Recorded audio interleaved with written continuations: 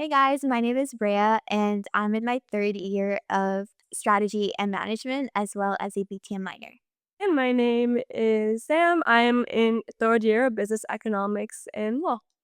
Yeah, thank you for having us. We look forward to talking to you. Let's get right into it.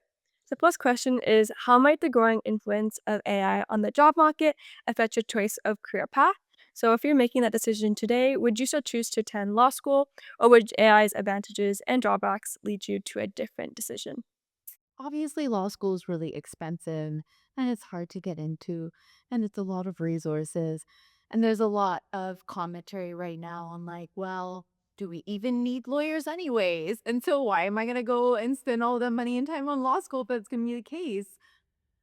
But I think the reality is that we don't know what the job market is going to look like. And if you want to be competitive in whatever that job market is, I think a law degree is a great way to be competitive in that environment. And so if I were to make that decision again today, absolutely I would get a law degree. I think that a law degree is more than just becoming a lawyer. What law school teaches you that I think a lot of other programs don't dive into as much are things like dialectical thinking. And so it's the ability to hold essentially two truths at once. In this political climate, dare I say, the ability to see both sides and argue both sides is more valuable than ever. And law school is a really, really good place to develop those skills. And so um, regardless of what the economy is going to be like and the job market is going to be like moving forward, I still would advocate for it being a really, really amazing choice.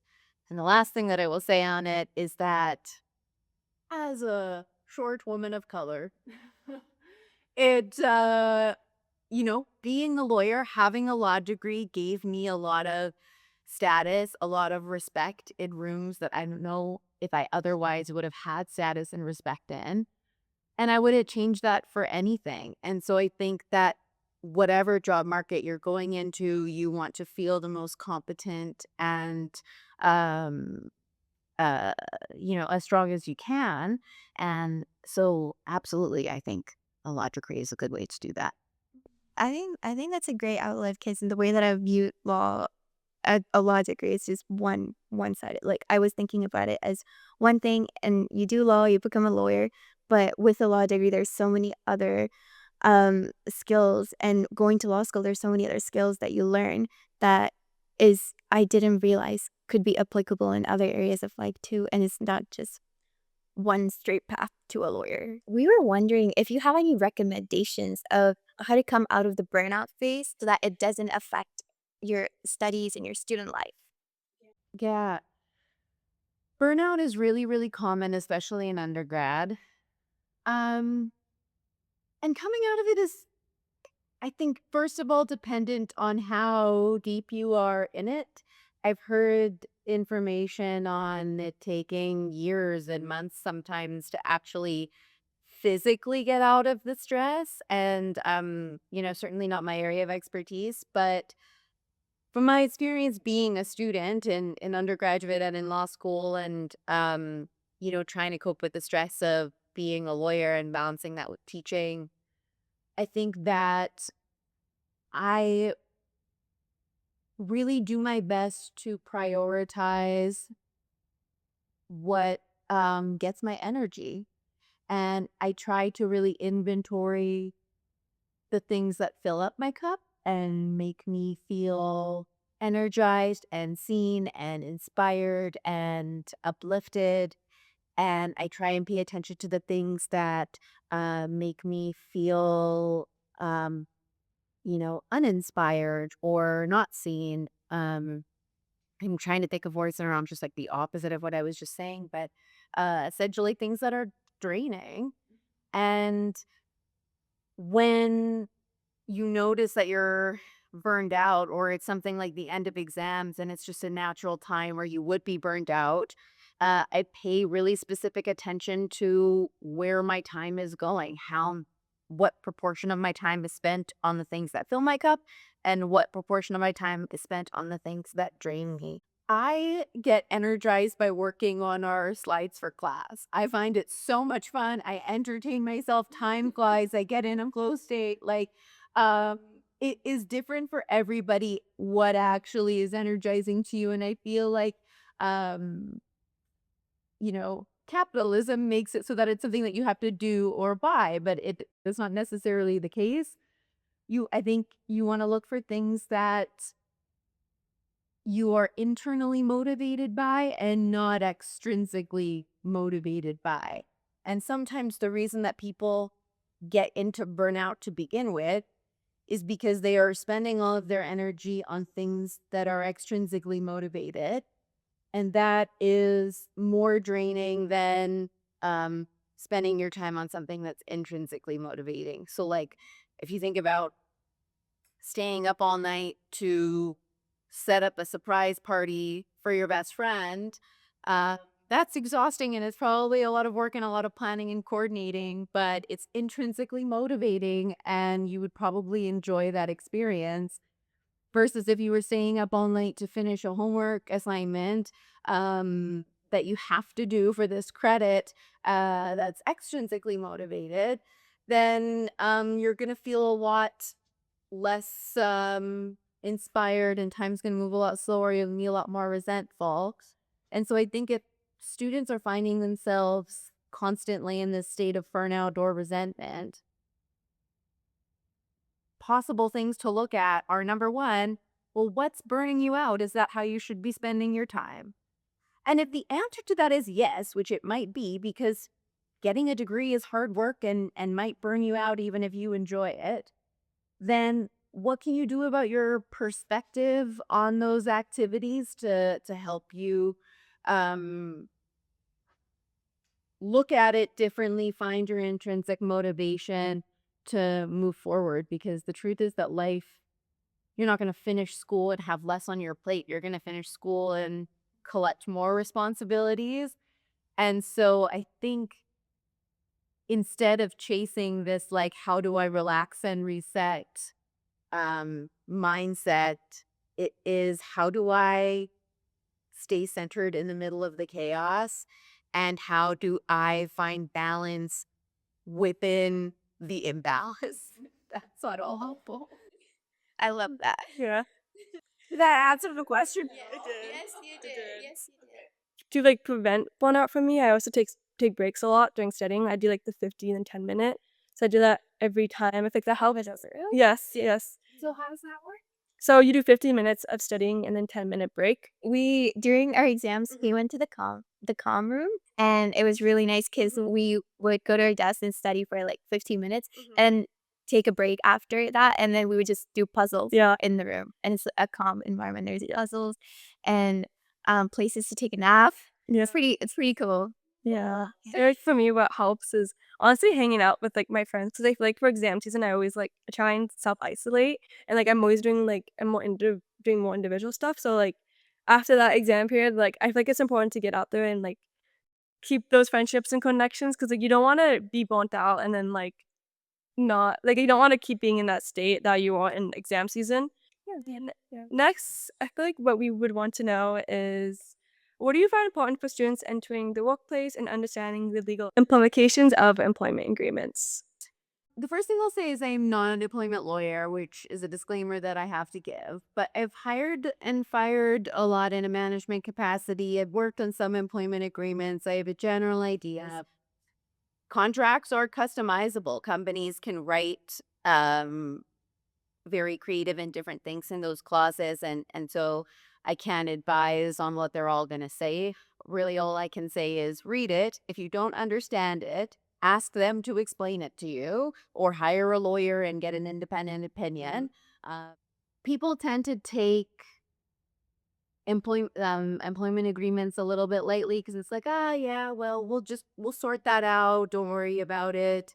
um or I know that this thing is dated, but we don't really treat it that way. And the thing with contracts in general is when everything's signed, everything's signed. But when things change and maybe management changes over or so many things can change that then all of a sudden we need that contract to say the thing that we waved off when we signed it. And things like a role description is can be really important in those cases. If it's like, oh, you're gonna have these responsibilities. I know it's not in a role description, but it's fine. Management changes over and they're like, hey, look at your contract, this is your job. All of a sudden now you're in trouble. So I think that you really want to make sure that um the contract is reflective of the expectations that were set up for you. You understand everything in it. And then it's all about your leverage and your bargaining power. If you don't have other options for jobs, maybe you're going to sign an agreement that is not as favorable as you would hope. But if you have lots of interest in you and you don't feel right about one of the contracts being offered to you, well, great. Now you can walk away and get something that is agreeable to you. And the farther you get along in your career, the more leverage that you'll have. Yeah, I agree with you. I feel like for things that I've experienced, and from other people, contracts are like really important. When you're getting hired, especially for a new job, it can be really intimidating, scary, and a lot of employers take advantage of newly hires. If you are looking at a contract and don't feel pressure to just sign it then and there, I feel like for me, a lot of the times, like when I had my first job, I felt kind of pressured to sign it there because like the boss is standing over me instead of like taking my time, taking it home and looking at it.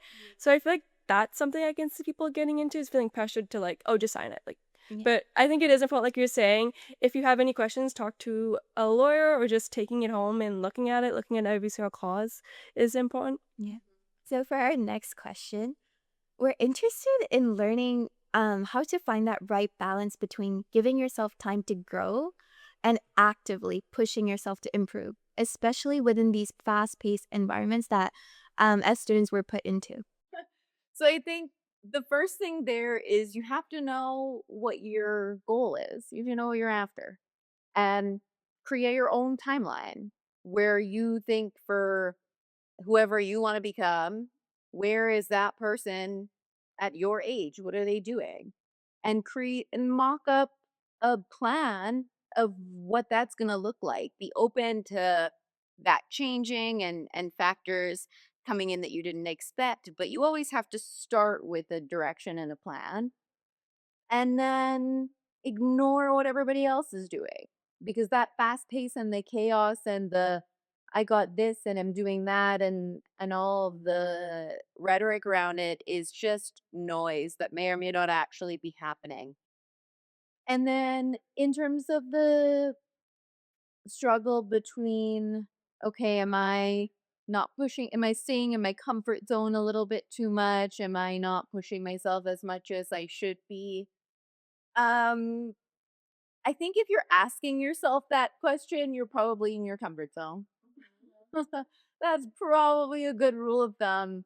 If you're waiting to feel ready before doing something, it's going to be too late by the time you start doing it. You have to start when you're not ready, always, no matter what we're doing. If it is school, if it is relationships, if it is, any sort. I can't think of another aspect of life right now. Um, you have to do things before you feel like you have all of the pieces in place, and that's really the trick between people that have confidence or appear to have confidence and people that don't is simply one set of people is taking action and the other set is ruminating and overthinking and not taking action. If you feel like, oh, am I, how do I know if I'm not doing enough? Well, do you have a plan? If you don't have a plan, of course, you're not going to know if you're doing enough because you don't know what you need to do to get where you want to go. And if you do have a plan and you're on top of that plan and you're still stressing, you're probably just being you're probably unnecessarily comparing yourself to other people. Um if you're just not sure if you're ready to move on to the next part of your plan, move on to the next part of your plan. That's my advice to there. Yes, just do it. You'll be and no matter like I think that a really good perspective is just to look at everything as experience. So don't assign negative or positive attributions to outcomes of things. Just do the thing. And then you either come out, or regardless, you come out better. If it goes well, great, do that again. If it doesn't go well, well, what can I learn and do differently next time? And everything just has to be with that neutral mentality. It doesn't mean anything about you and who you are and how nothing more meaningful than, okay, well, what didn't work about that and how do I change it? What's the answer from the student's perspective? Oof.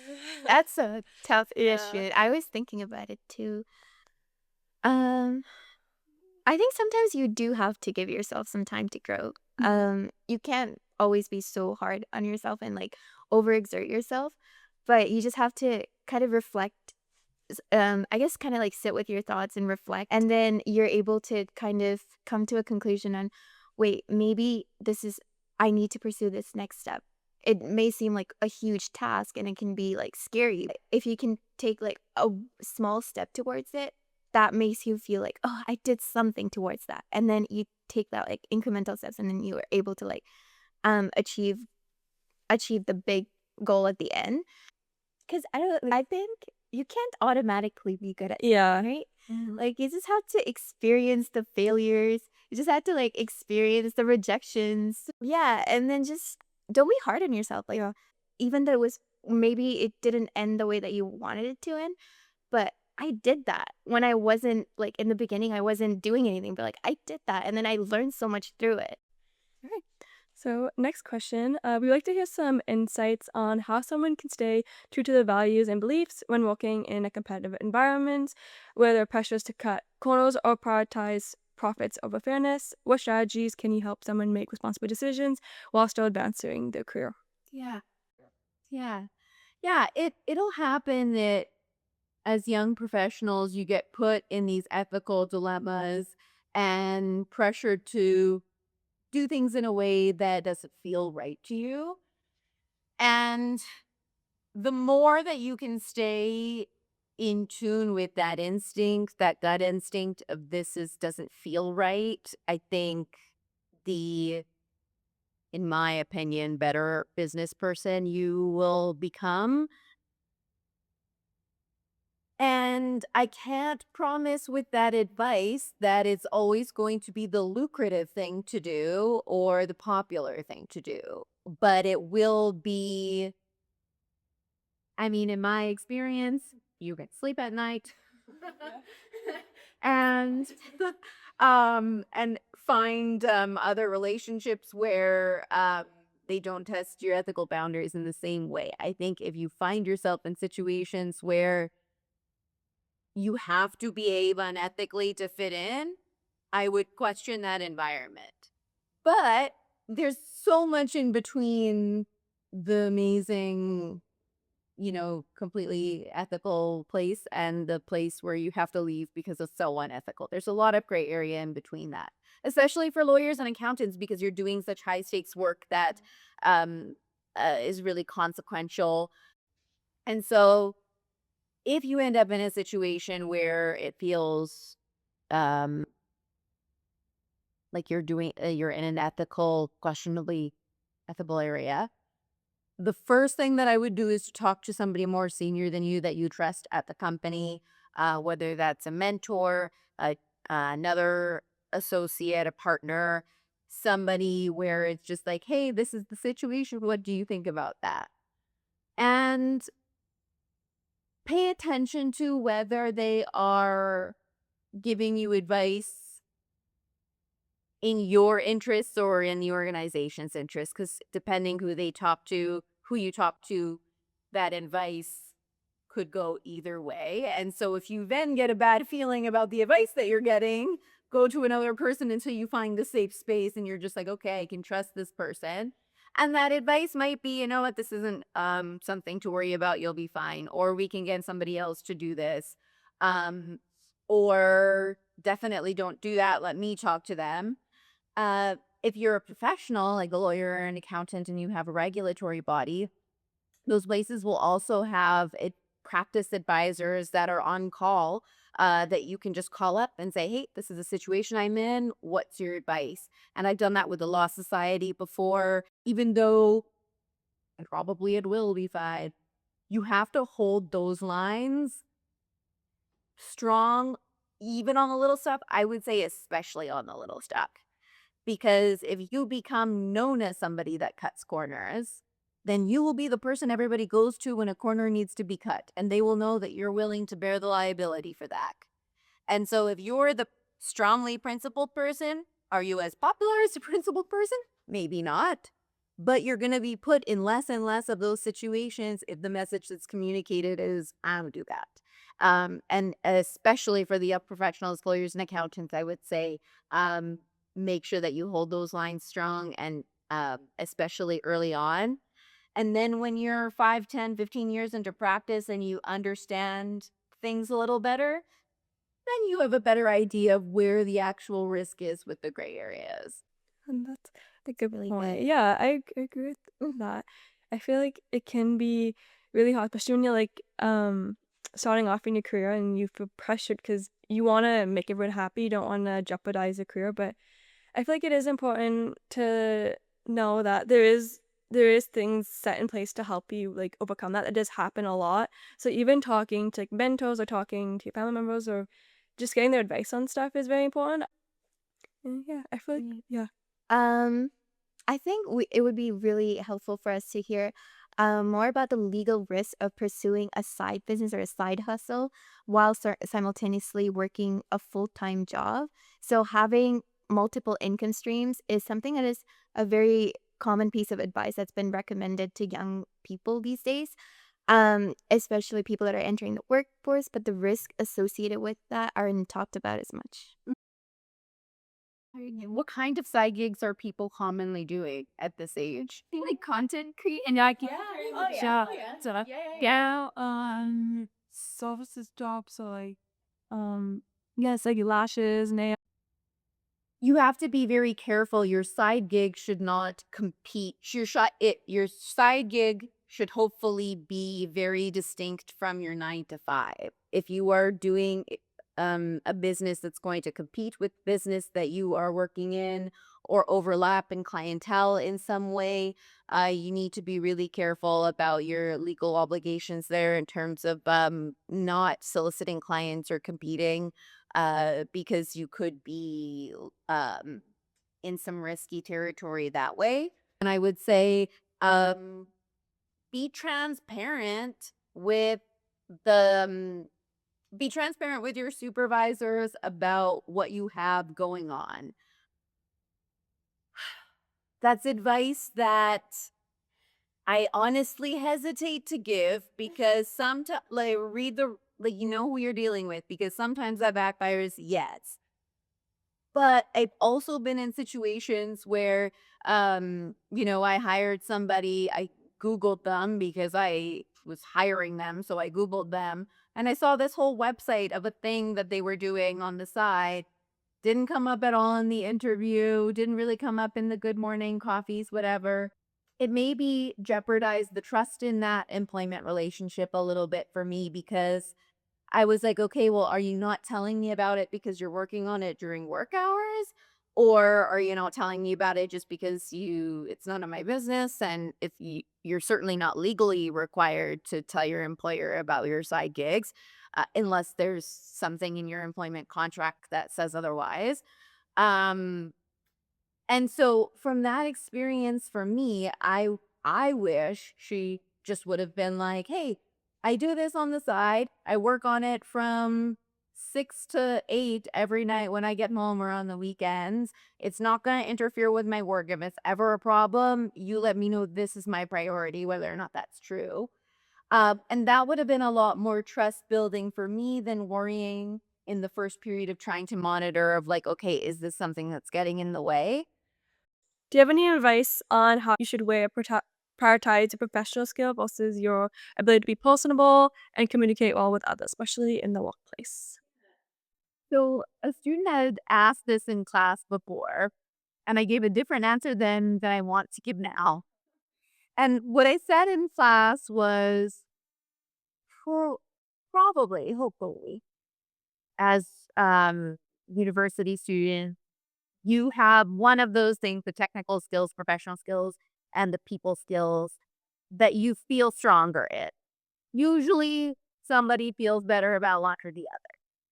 The advice that I give to my class was work on the other one. I'm not going to sit here and tell you, oh, if you're a people person, great, you don't need to know anything. No, if you're a people person, amazing. Learn the technical stuff and vice versa. If you're a technical person, you can't just rely on, well, I'm an introvert and I don't like public speaking and I'm not that person. No, there's skills, learn them, learn to communicate with people. They're both very important. That's where I ended my class with my. Now I'll kind of give my real answer, which is that is my real answer.